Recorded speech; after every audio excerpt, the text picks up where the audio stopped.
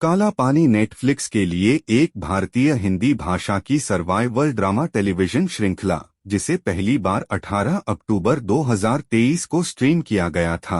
इसे समीर सक्सेना द्वारा बनाया गया था और नेटफ्लिक्स के लिए बिस्वप्ती सरकार, निमिषा मिश्रा, संदीप साकेत, अमित गोलानी, इसमें मोना सिंह, आशुतोष गोवारिकर, अमेय वाघ, विकास कुमार, चिन्मय मंडलेकर, सुकांत गोयल, अरुषि शर्मा, राधिका मेहरोत्रा, पूर्णिमा इंद्रजीत मुख्य भूमिका में हैं।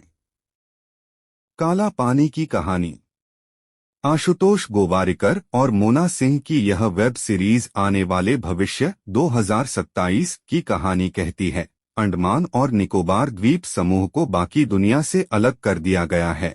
इसकी वजह एक रहस्यमय बीमारी है। बीमारी के कारण द्वीप पर रहने लोग इतिहास की एक अभूतपूर्व उपलब्धि काला पानी से बचने की कोशिश में जुटे हुए हैं। देश की आजादी से पहले के युग में पोर्ट ब्लेयर के कुख्यात सेलुलर जेल का ऐतिहासिक महत्व रहा है।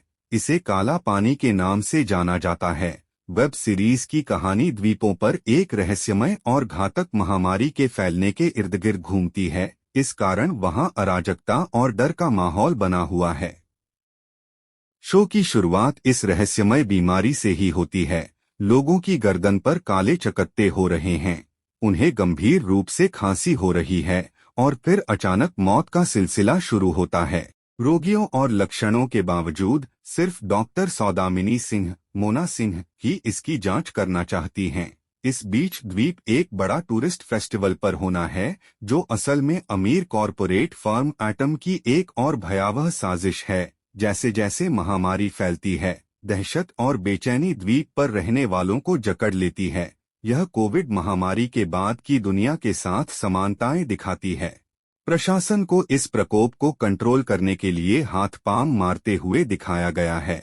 वैज्ञानिक इस बीमारी के इलाज की तलाश में लगे हुए हैं, जबकि जिंदा रहने की लड़ाई में सीरीज के किरदार व्यक्तिगत आलोचनाओं से घिरे हुए हैं। काला पानी की कहानी बिस्वप्ती सरकार ने लिखी है।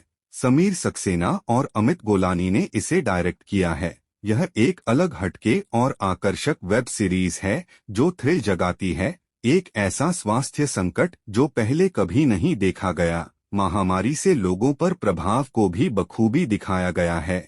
यह शो पर्यावरण शोषण, नौकरशाही में भ्रष्टाचार और प्रकृति के साथ लोगों के सामंजस्य वाले रिश्ते जैसे कई पहलुओं की खोज करता है। हालांकि इन सभी मुद्दों को 7 घंटे के एपिसोड के भीतर समेटने के कारण सीरीज की रफ्तार भी तेज है। काला पानी की कहानी से अलग इसमें कलाकारों का शानदार प्रदर्शन भी प्रमुख खूबियों में से एक है। मोना सिंह एक अकेली की लड़ाई करने वाली भूमिका में शानदार हैं। जख्मी दिल के साथ कैब ड्राइवर के रूप में सुकांत गोयल ने शो की लाइमलाइट चुरा ली है, जबकि अमेय वाघ एक गुस्सैल पुलिसवाले के रूप में प्रभावी हैं। बाकी कलाकारों के किरदार भी अच्छी तरह से गढ़े गए हैं। खास तौर पर विकास कुमार ने भावनाओं को बड़ी खूबसूरती से पर्दे पर उतारा है। ज्योत्सना के किरदार में आरुषि शर्मा भी बहुत प्यारी लगती हैं।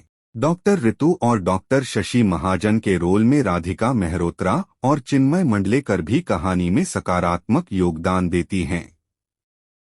वेब सीरीज की cinematography Ivan Mulligan, Barnaby croaker और धनंजय नवग्रह अपने आप में एक किरदार की तरह है। इसे इतनी खूबसूरती से कैमरे में उतारा गया है कि आसपास की हर चीज असल सी लगती है। हालांकि पूरी वेब सीरीज में सबसे बड़ी कमी यह खलती है कि इसमें कोई स्पष्ट तौर पर नायक नहीं है।